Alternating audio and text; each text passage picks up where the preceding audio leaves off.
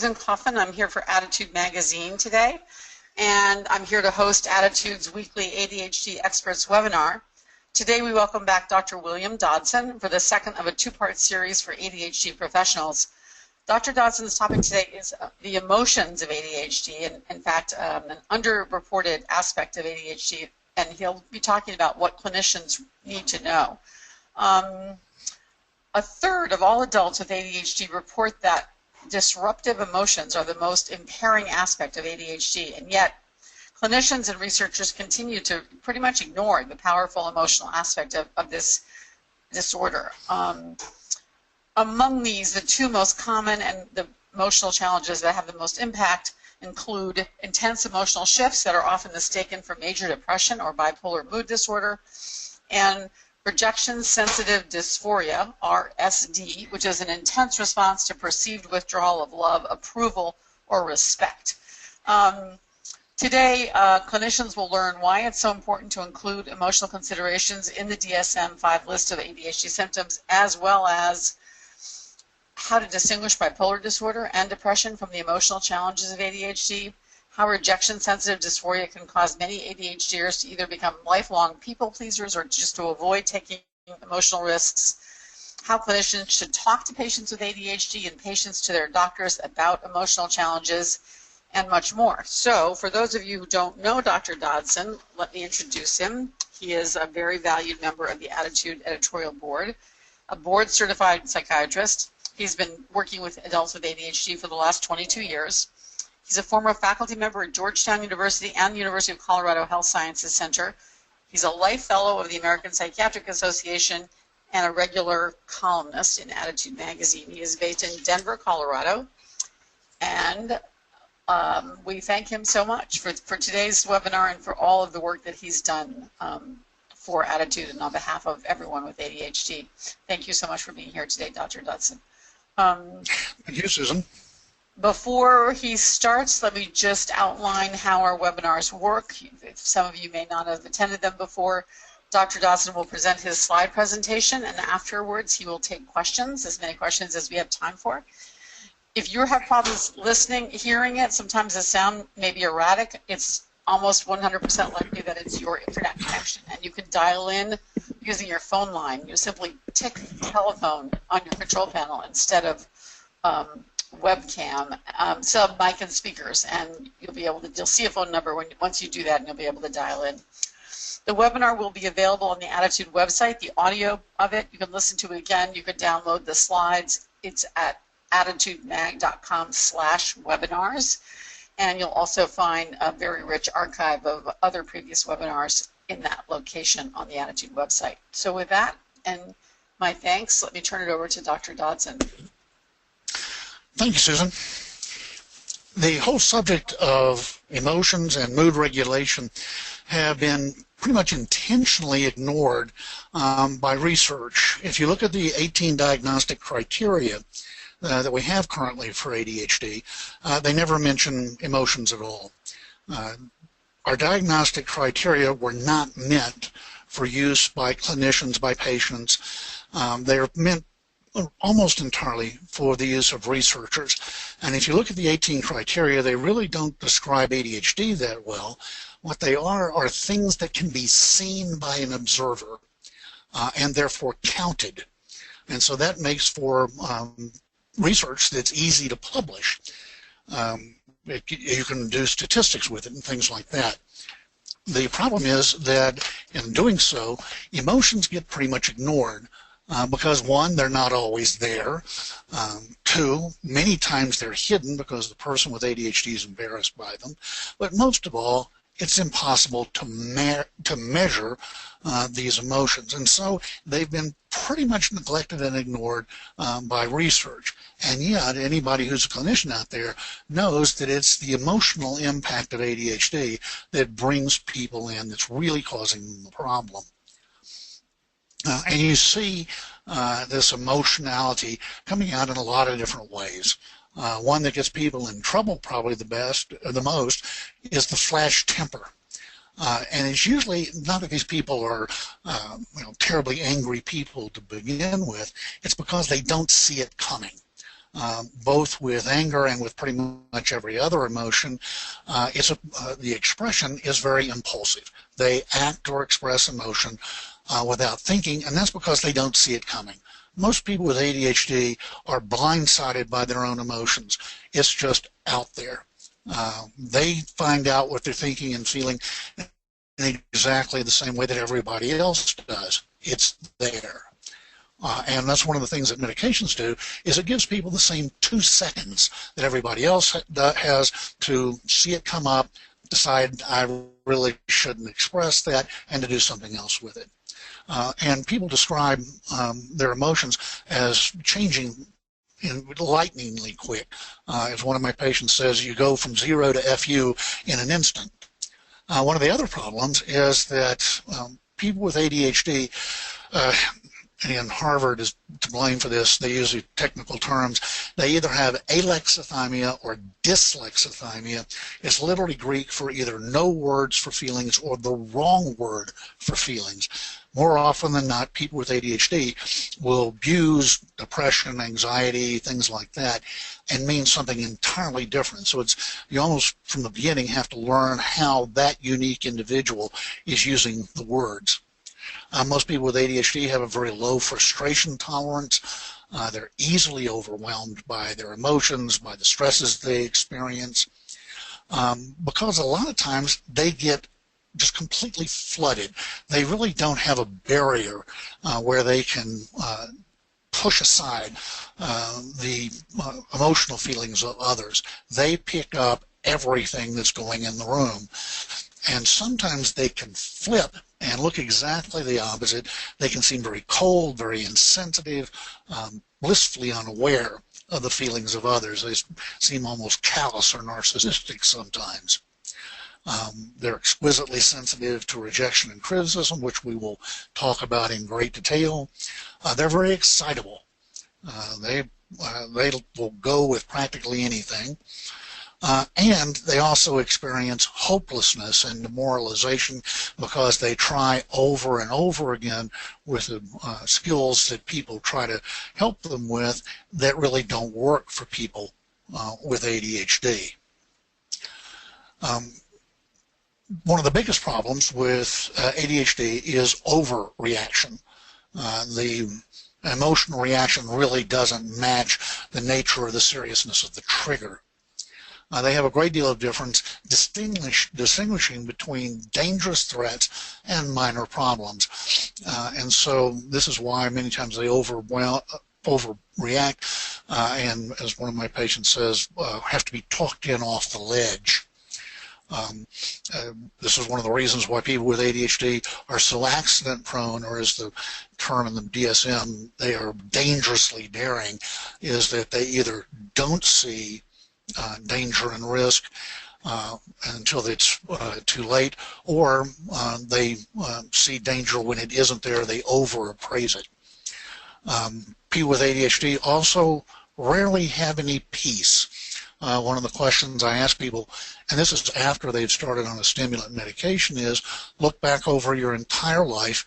Can you remember a period of time longer than about 5 minutes, and not drug-induced back in your wild and woolly youth, in which you've been both mentally and physically at peace? It is very rare that I have anybody who has ever known peace in their lives. It's not a very scientific term, but it is the accurate one for people with ADHD. There's also shame and guilt. Dr. Jelinek, who at the time was the head of child psychiatry at Harvard, published a study that's now almost 25 years old, but he pointed out that the average child with ADHD hears 20,000 additional critical or corrective messages before their 12th birthday. This is more than a kid who doesn't have ADHD.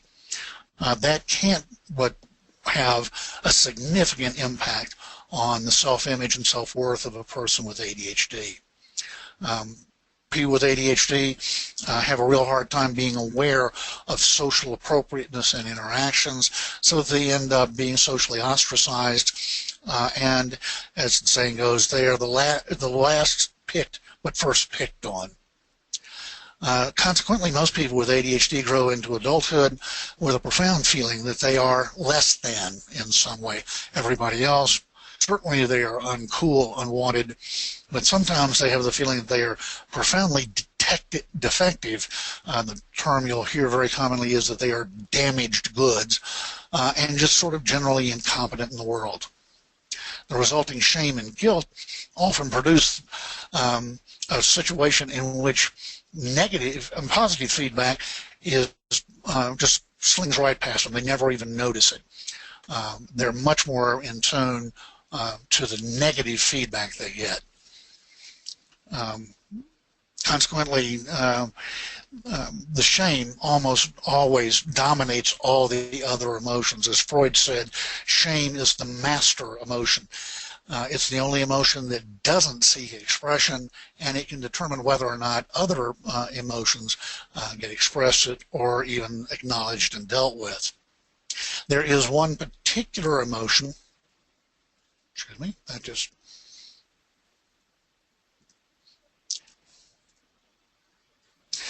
there is one particular emotion that is unique to ADHD. It was written about a great deal 40, 50 years ago at the very beginnings of ADHD and then utterly forgotten. It was one of the things that Paul Winder felt you had to have in order to get the diagnosis of ADHD. But it was ignored by the researchers because it wasn't always there. It was often hidden, and there was no way to measure rejection sensitivity. If you couldn't get the paper published, then the research was never started. So the definition of rejection-sensitive dysphoria is that it's an extreme emotional sensitivity and emotional pain that is triggered by the perception. It doesn't have to be the reality. Just you think it's happened or you imagine it could happen, in which a person with ADHD feels that they have been rejected, teased, criticized, or they've disappointed important people in their lives, or that they've done it to themselves because they haven't met their own very high standards and goals for performance. They have failed and fallen short. The original researchers in this were not part of the research in ADHD. They were general psychiatric researchers, and they wanted to make sure that the intensity of this emotional pain was right up there in the name. Dysphoria is literally Greek for unbearable. It's not that people with ADHD are wimps or weak in any way. You can't be weak and have ADHD. It's that it really does hurt that much more. If this emotional response is internalized, for all the world it looks like a instantaneous full major depression complete with suicidal ideation. Indeed, almost everybody who's trained in the United States is trained to see mood disorders, not ADHD. This sudden change in mood from being perfectly fine to being suicidally depressed often gets diagnosed as a cyclic mood disorder. It's called rapid cycling bipolar disorder. And also because of the interpersonal nature of the trigger, this happens from one person to the next. Very often these people get diagnosed as having bipolar personality disorder, bipolar character organization. And it takes a long time, as we all know, to do the evaluation of object relations to find that, gee, this is a person with ADHD and their object relations are perfectly normal. And this is really rejection sensitivity. The response can be externalized as well. And when it does, it is an impressive instantaneous rage at the person or situation that wounded them so severely. One study of people who were court mandated for anger management found that either for road rage or for domestic violence, found that exactly 50% had previously unrecognized ADHD. This rejection sensitivity also causes people to anticipate rejection. They're absolutely vigilant for it, and very commonly this gets misdiagnosed as social phobia. Social phobia is really sort of separated out from all the other anxiety disorders in that it has a very good, very specific medication treatment. And it's an intense anticipatory fear. It's before the event that you're going to say or do something that's going to embarrass or humiliate yourself in public, or even if you are perfect, you're still going to be scrutinized harshly by everybody out there in the real world. Rejection sensitivity, again, it's very hard to tease apart, and of course sometimes people can have both. The rejection sensitivity is very interesting because it's indescribable.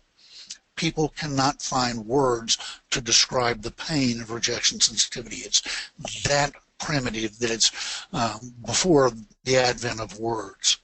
They'll talk about its intensity. It's awful, it's terrible, it's overwhelming, but not the quality. And it's always triggered by the perceived or real loss of approval, love, or respect. How do people with ADHD deal with this huge emotional elephant in the room? Many people become people pleasers. They scan everyone they meet, trying to figure out what that person would admire and praise, and that's the false self that they present to them. They, so much so that they actually forget what they wanted from their own lives. They're so busy making sure that other people aren't displeased with them. The other major way that people try and deal with them, and it's by no means mutually exclusive, is that they stop trying. If there is the slightest possibility that a person might try something new and either fail or fall short out there in front of everybody else, that is entirely too painful, too risky. Thank you, I'm not even going to get started. These are our slackers of the world, very bright, capable people who do absolutely nothing with their lives. I have many patients who have never been on a date in their lives. The possibility that somebody might say no, or that ultimately the relationship wouldn't work out, is so threatening, so anxiety-provoking, they have never been on a date. I've had people who've never applied for jobs. I have at least half of people who never speak up in a meeting for fear that what they say is going to be rejected or ridiculed in some way. There are, people with ADHD are very adept at finding adaptations and the positive things out of the stuff that ADHD throws at them. Many people use the pain or the avoidance of pain of rejection sensitivity to overachieve and excel. They are constantly working to be the very best at what they do. Other people have the drive to be above criticism, above reproach, and they lead very admirable lives, but at what cost? The person pursues perfectionism, which of course is never attainable, and they are constantly driven to be achieving. As one of my patients said, today's audience does not applaud yesterday's performance. And so these people never experience any peace in their lives. They never actually make it. What do you do about rejection sensitivity? It's important to say rejection sensitivity is part of ADHD. That means it is genetic, it is biologic, it is neurological. Over the last 50 years, psychotherapies have been found to have very little benefit on rejection sensitivity. It hits suddenly and the person is completely overwhelmed, and it takes a while for them to get back on their feet. Childhood trauma can make anything and everything much worse, but it is not the cause of rejection sensitivity. It's neurologic and genetic. Very often, it just helps people to know that this is what's going on, and that it's a part of ADHD. Most people with ADHD are so shamed by it that they feel like they are the only one who has this type of intense reaction. And so they feel, again, less than. They're a head case, as many people have told them. And just knowing that they're not alone, that other people, like pretty much 100% of people with ADHD, experience rejection sensitivity, is tremendously relieving. It's not their fault, and most of all, they're not damaged. There are two possible medication treatments for rejection sensitivity. By far the simplest are the alpha agonist, guanfacine and clonidine. Again, originally blood pressure medications. They are not controlled substances. They were terrible blood pressure medications. The optimal dose can vary tremendously from half a milligram up to 7 milligrams for guanfacine, or with clonidine from 1/10 of a milligram of clonidine up to 5/10 of a milligram of clonidine. About 4 months ago, there was a very good article out of Harvard that went beyond the FDA upward dosage limits of 4 milligrams of guanfacine and 0.3 of clonidine up to 7 or 8, and what they found was they got about a 40% extra response rate. That's just one study, but again, it could be that in fact, it's very likely that the maximum doses of the PDR, we end up missing a good number of people who might respond, and that's very important because within that dosage range, only about 1 out of 3 people get that robust effect for the relief of rejection sensitivity. When it happens, it is life-changing. And I can always tell when guanfacine and clonidine have worked. Next session, when the person comes in for follow-up, they walk right in and give me a big bear hug. In terms of quality of life, it makes more difference than the stimulant did. There are, of course, side effects. By far the most common is dry mouth. There's also mild sedation, but if you lump together all the studies done on these 2 medications, the sedation was never so bad that a child couldn't go to school or an adult couldn't go to work. And a more frequent occurrence of a universal experience, something that we all have of when we stand up too quickly, we kind of a head rush, we get dizzy, vision goes a little gray. It's called, the technical term is orthostasis, and it's a blood volume problem. You can correct that one just by drinking more water. Way back when, 40 years ago, the treatment of choice were the monoamine oxidase inhibitors.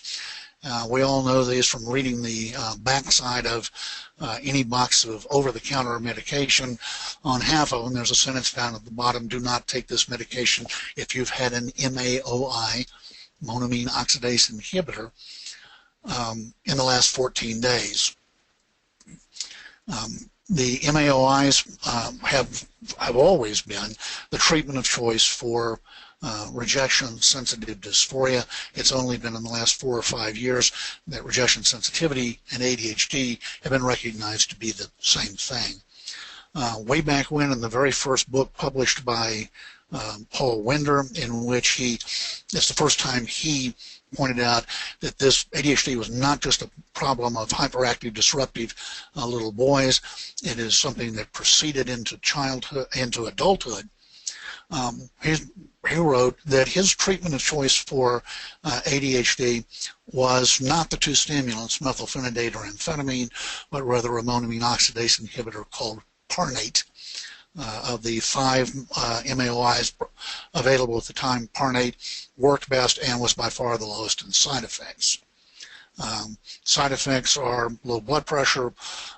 You can either get agitated or sedated, and what people call confusion. Those are fairly infrequent side effects.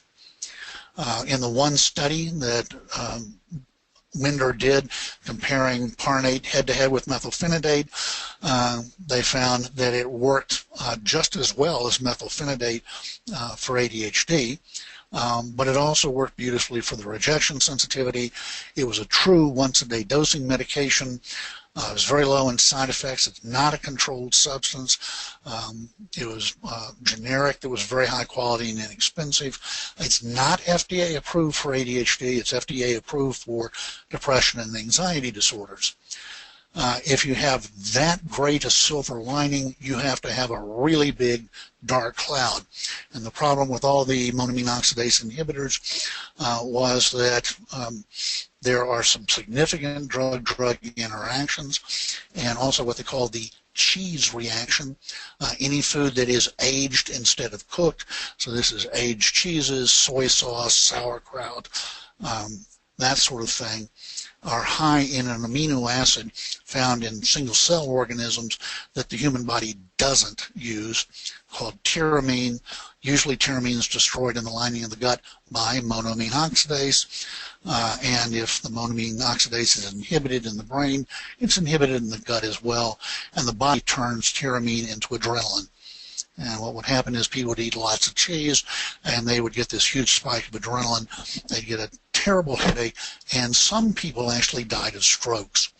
So that's why the MAOIs went into mostly disuse. We now know that you have to eat a lot of cheese. You can eat a half pound of cheddar cheese in one sitting and still be quite safe with the monoamine oxidase inhibitors. But unfortunately, most physicians, most psychiatrists these days are not trained in the use of MAOIs, and so that's one of the biggest problems, is to find a clinician who does have experience in using these medications. So it's right now something that's just sort of coming out of the shadows for people to use. So that's a very quick overview of mood regulation, and in particular rejection sensitivity. It's there if you look for it. If you don't look for it, you'll make an incorrect diagnosis and misunderstand your patient more times than not. So look for it. It's there. You'll find it. At this point, we'll open up the questions. Mic for questions. Thank you. Great. Thanks so much. I have to say that we at ADDitude, we receive a significant number of emails from people who have been diagnosed with depression for sometimes for 10 or 15 years before ultimately learning that in fact they had attention deficit disorder. Is that part of the diagnostic issue that you, this is oftentimes women in our experience, is that part of the diagnosis issue that you're describing? Absolutely. No psychiatrist anywhere in the world is trained to recognize ADHD. It's kind of an orphan condition in adults. And so people recognize what they're prepared to recognize. And that's the mood component of ADHD. And so it is very rare that I see a patient for the first time who has not been through a dozen antidepressants. And they may seem to work for a week or two and then don't, but most of the time all the person gets out of them is side effects and a great deal of frustration. If you don't think of ADHD, you're not going to see it. Interesting, yeah. One of the things that our readers at ADDitude are always curious about, and all of us are curious about, is what is going on in the brain? What do you think is the genesis of this emotional sensitivity, and how does it relate to the other symptoms, the impulsivity and distractibility of ADHD? Specific question from Norway, a clinician in Norway. He says, I've read a lot of research on ADHD, and there seems to be agreement in describing the cause as production of issues in the frontal part of the brain, but RSD, as you describe it, may be a hyperactive amygdala.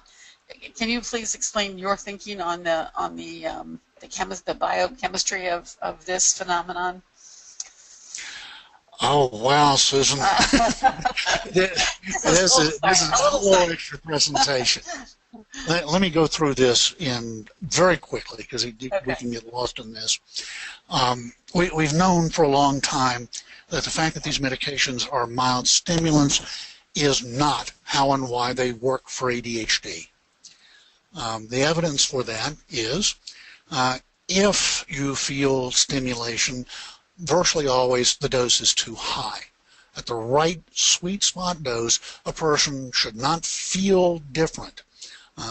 They should, it's a return to normative levels of functioning. Second piece of evidence is that people get tolerant to any stimulant side effects in a matter of days, but it is exceedingly rare that you would get tolerant to the benefits of ADHD. For an adult, anybody over the age of 16, once they find their molecule and dose, 99% of the time that is stable for a lifetime. Tolerance doesn't occur. Second piece of evidence, when you're whipping up a big batch of methylphenidate, which is Ritalin, Concerta, Metadate, Focalin, all of those, you get 4 different ways that molecule bends in space. They're all stimulants. They all enhance adrenaline and dopamine, but only one of those ways of folding in space have benefit for ADHD. The other 3 actually make it significantly worse. So just being a stimulant, having that arrangement of atoms and things like that, means absolutely nothing. It's how the molecule looks in space. In fact, there are 47 medications currently FDA approved and in the physician's desk reference that stimulate in exactly the same way that methylphenidate and amphetamine do. Only one other has any benefit for ADHD. So just being a stimulant means absolutely nothing. There was and this will be the last thing, there was a study done 20 years ago this year by Yulin Ding and Nora Volkow, who is now the head of NIDA, National Institute on Drug Abuse, where they made up 2 batches of methylphenidate. One was that one beneficial isomer, the other was its mirror image. They did PET scans, positive time emission tomography scans, and they injected this into the carotid artery of volunteers. It was pretty precious stuff, and they wanted to see where it went. The detrimental isomer just shot right straight through the brain. The brain knew it didn't want that way of bending it in space. The active isomer, there was an active transport mechanism that pulled it out of the bloodstream and concentrated it in only one nucleus of the brain. And it was right in the center. It wasn't out in the frontal cortex. It was right in the center of the brain. It's called the corpus striatum. So what does the corpus striatum do? It's your executive assistant. It's constantly scanning what's going on out there in the world. It's all your thoughts, it's your emotions. If we had to pay attention and analyze every piece of sensory data, we'd be totally overwhelmed. But this little piece of tissue can analyze about 100,000 things a second, and it sends only the one most important thing at that instant up for you to think about up there in the cortex. Everything else is handled, but out of awareness.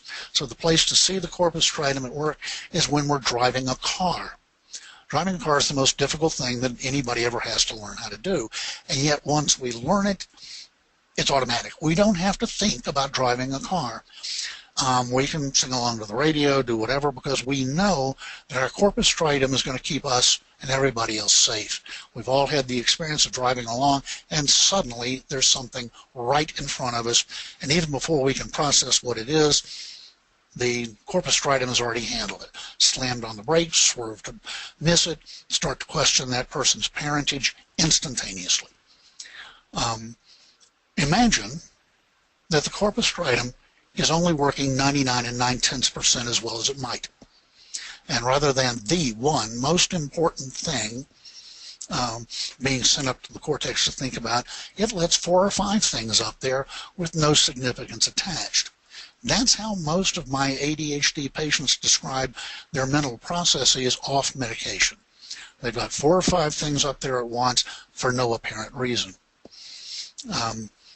The current thought about what's going on is that the medications that we have, just by dumb coincidence, happen to look like a naturally occurring molecule that only occurs in the corpus striatum, and that's necessary for membrane stability. Nothing to do with neurotransmission. And the people with ADHD just metabolize it too efficiently, so it's a little low, and we make up the difference with the medication. That fits all the available data. Unfortunately, the corpus striatum is probably the most inaccessible place in the solar system. It's right in the center of the human brain. But at least that is the current theory about how and why the medications work, why we get the, quote, paradoxical reaction of giving a stimulant and people calm down. It's because the corpus striatum is mostly an inhibitory nucleus. It pushes all this stuff out of awareness so that we don't get overwhelmed by all the stuff that gets pushed up there. If it's not working the way it is, we get overwhelmed, flooded by all of these stimuli. So that, boy, in a nutshell, is why we think the medications work. Fascinating. And how would that relate then to emotional response? I guess it's what you're saying is too many inputs Right. at the same time. Right. The corpus striatum is designed to present us with one task, the most significant and important task at that instant in time, but only one at a time. If it's not working the way it was meant to, you get flooded with 5 or 6 things. It's like, and we've all had this with our kids. We have 5 people talking to us all at once, all demanding our attention, and it's just maddening. What the medications do is it gets the corpus striatum to work the way it was meant to, and it's basically all of these thoughts go out in the hall and line up and come in one at a time. So that it gets natural inhibitory areas of the brain to work the way they were always meant to work. It's a return to normative functioning, not an artificial state where a person is functioning no better, no worse than everybody else, but also no side effects. That's the current theory. Okay. Going back to the question of distinguishing between depression, especially, say, bipolar mood disorder, and ADHD, what should people look out for? What distinguishes the two? What can a clinician look for to understand, distinguish between a mood disorder and attention deficit disorder? Okay. You look at 6 different pieces. It's largely the time course of symptoms. All mood disorders share the following criteria. They are disorders of the level or intensity of mood, not the quality of mood, in which the moods have taken on a life of their own, separate from the events of the person's life and outside of their conscious will and control. So, with depression, with mania, the moods just happen. They're not triggered. It's not a response to anything. A person gradually loses the ability to experience pleasure and meaning from the activities of life. That's what a depression is. And it's a gradual onset. It sticks around, and then there's a gradual recovery, usually over a period of about 9 to 12 months. By definition, a mood disorder has to continue uninterrupted for a minimum of 2 weeks. With ADHD, if you ask a person with ADHD, almost always say other people may not notice what the trigger is, but they do. They know that their mood shifts are pretty much every time triggered. Their emotional response matches their perception of the nature of the trigger. The moods shift instantaneously.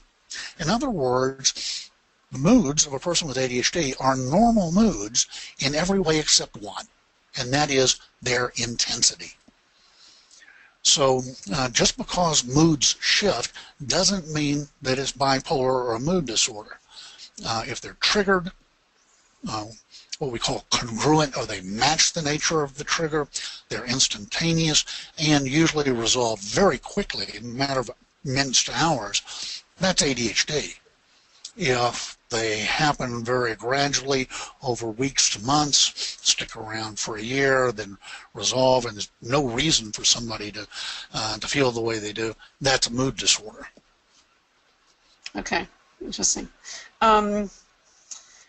couple of number of clinicians on the webinar are asking, what treatment approach would you take to help children or adolescents develop better emotional control?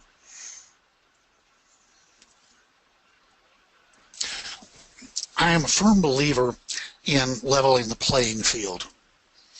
And for me, it starts with medication. The standard of care from the American Academy of Child and Adolescent Psychiatry, very clear. You start with medication. It's the only thing that we can say with any sort of assurance is going to be beneficial, and usually beneficial if you continue to take the medication for a lifetime. So most people with ADHD will benefit from taking two different classes. The stimulant is very good for performance enhancement, getting the tasks of a person's life done easily, quickly, and well. They're also very good for making the corpus striatum to work the way it was meant to, so that you're not overwhelmed by all you have to do. But the stimulants don't do a great job on rejection sensitivity, on mood lability, on feeling hyper-aroused inside. And for that, traditionally, for the last 35 years, we have used clonidine and guanfacine. It's not one or the other, it's both. Each one handles a different part of the ADHD syndrome. They're FDA approved for use together because virtually always they are used together.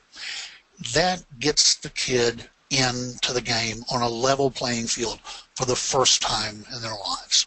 It's like somebody who has bad vision putting on glasses. Could they have done the classwork without the glasses? Yeah, they probably could get by squinting and stuff like that. But what parent is going to deprive their child of being able to focus their vision? The way the medications help somebody focus their attention span and impulse control. Then the person can learn their emotions because they're not always getting overwhelmed by it. Sort of like the kid is building a tower of blocks, and somebody comes through and knocks it down, and they have to start all over again. The medications keep that from kid being knocked all the way down every time. It's not good to be overwhelmed. It's exhausting. It's frightening. And the medications give you protection. The other thing is that one of the most, I think, neglected things, especially for middle school and high school students, is that they're doing something that adults have already done. They're figuring out who they are, what they are worth out there in the world outside the family, what other people like about them or dislike about them. So think about somebody who comes to this country, their 18th year or earlier. They're always going to be thoroughly Americanized. They're going to speak English without an accent. It's going to be a source of real tension between them and their immigrant parents. Somebody who gets here 19th year or later will always speak with an accent. They'll always be the outsider foreigner. What you're seeing is that we pick up our sense of culture, that we fit in, that we understand how the natives work in that period of time from puberty to 18 years of age. And if missed, it's missed forever. There's a great book out there by Michelle Novotny called What Does Everybody Else Know That I Don't? And it's for adults who just never really, because they were ADHD, couldn't slow down, couldn't pay attention, couldn't figure out nonverbal cues and that sort of thing, and become socially competent.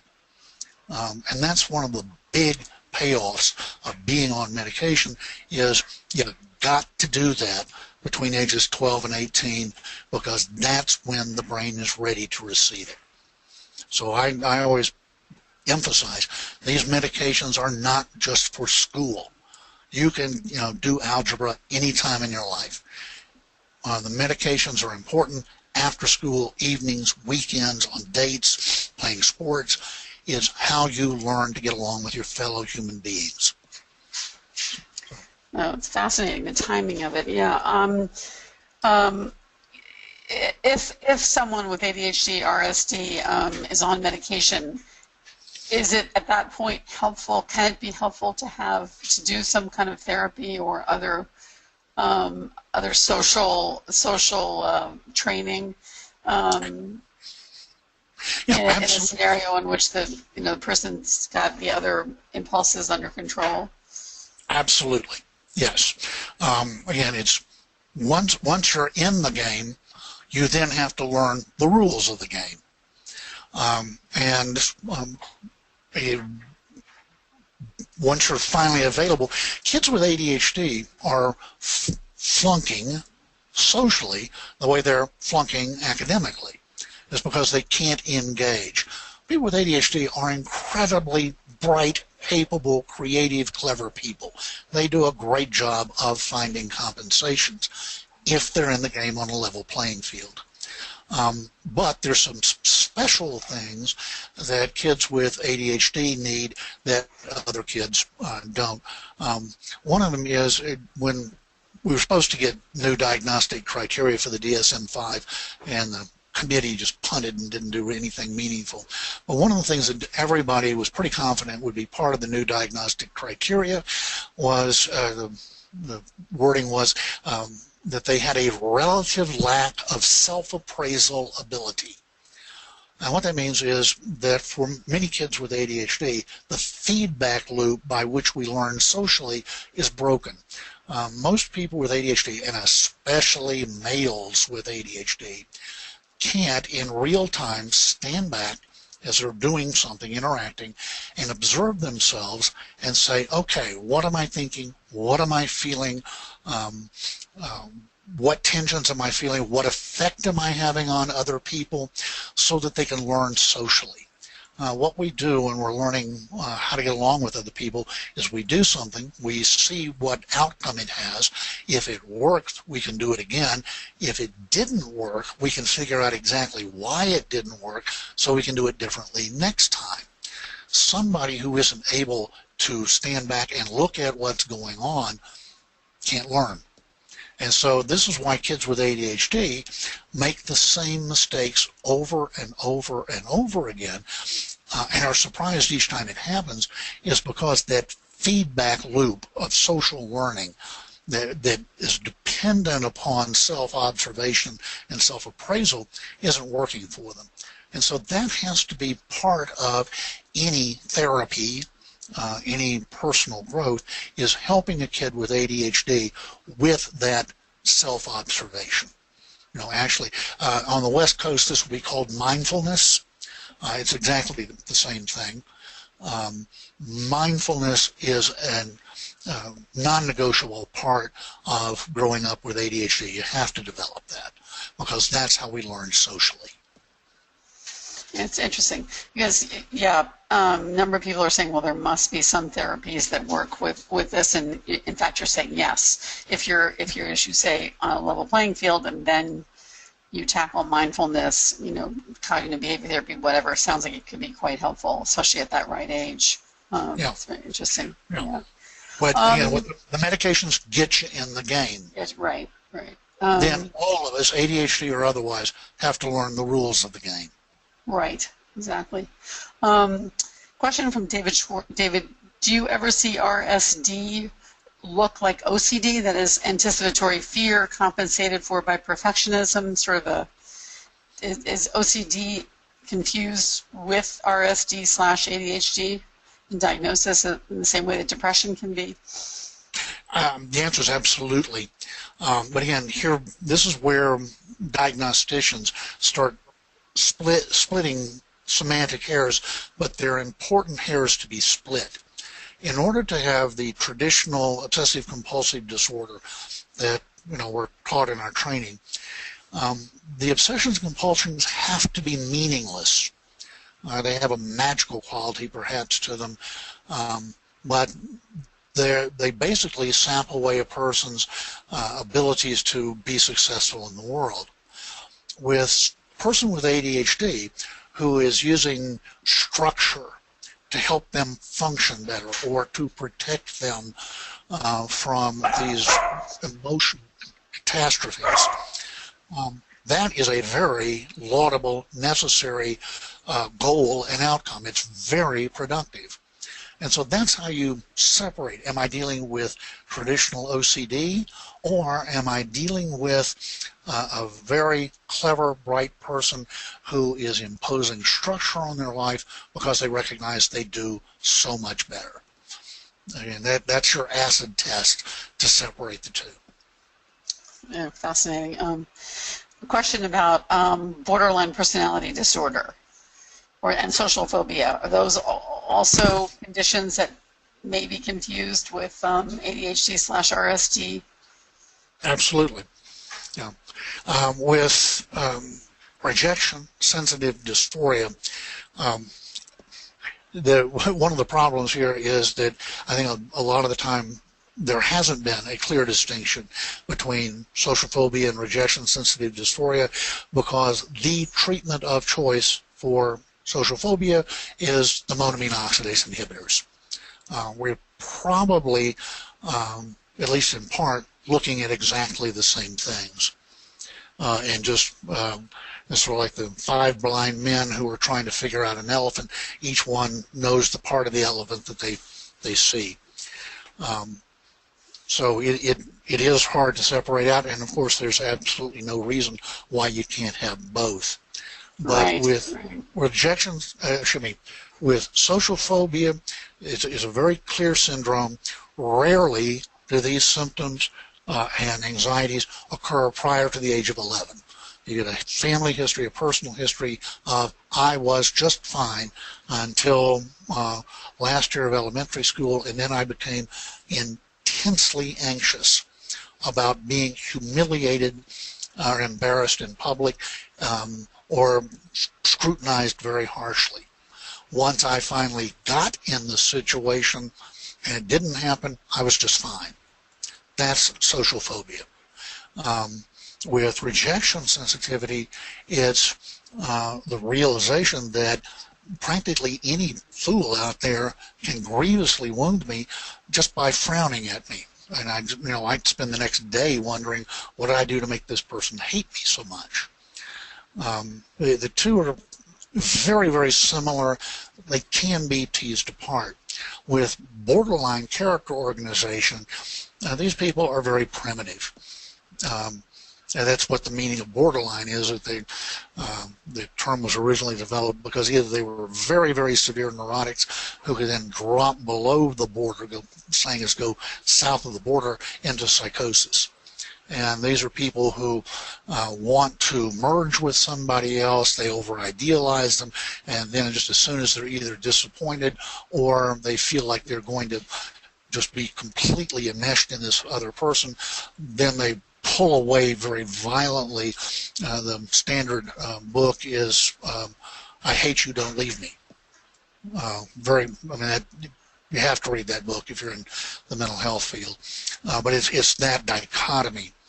And it requires some time by an experienced clinician to go through, take a life history, and look at what's called object relations. How do you relate with other people in your life? Type of thing. What you find with most people with ADHD, they're perfectly normal people who can just have their entire life turned upside down by the perception that somebody has abandoned them, withdrawn from them, disapproves of them, that sort of thing. We do have at least one person on the webinar who's overwhelmed by how accurately you were describing her life. And she said she didn't anticipate that coming into this webinar, and it's pretty amazing to hear this description, I think, from many people who live with this. A clarifying question, this comes up frequently, and I think it's worth restating.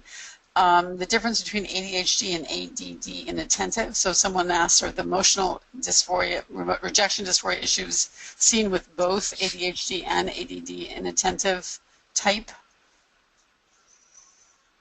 The answer is yes. Just to really clarify that, everything's the same. Right. Those were constructs again, by the researcher guys, to see if certain aspects of ADHD had any predictive value about outcome, about response to medication, etc., so that ADD is the DSM-3 name when hyperactivity was dropped as a requirement for the diagnosis. As a compromise, it was put in the name, attention deficit hyperactivity disorder, even though it was being de-emphasized. The criteria didn't change much at all. Then the attentive versus hyperactive, impulsive versus combined, again, that was just an intellectual construct that didn't play out. It predicted nothing. If you follow people over time, they go from being impulsive, hyperactive, to being inattentive, to being combined, and they are largely meaningless distinctions that most people have discarded. You still see them in the old books, but they're not really used that often anymore. Okay. Yeah, we just hear a lot from people who cling to the distinction between ADHD and ADD inattentive. We should probably do a webinar on that topic because it definitely is a construct that people hold. Stimulants and SSRIs are frequently used together. Can someone be treated with the third, the alpha agonist, MAO, in addition? No. Okay. In fact, two of the very specific medication restrictions, especially any strongly serotonergic medications. So that lets out all of the SSRIs. You get what's called a serotonin syndrome, where your blood pressure goes up, body temperature goes up, muscles become rigid. It's a very striking syndrome, very rare, but if it happens to you, it's 100%.